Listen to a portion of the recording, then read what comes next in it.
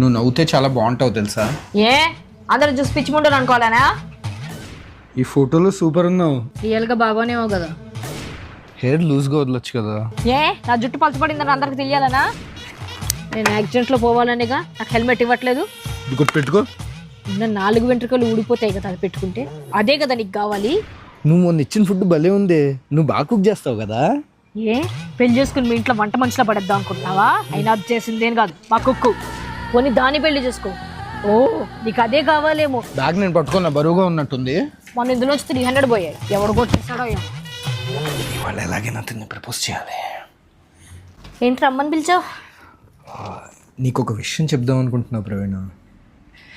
ఇందాక తిన్న దహీపురి అమౌంటేగా ఇచ్చేస్తానులే, ఏడవకు.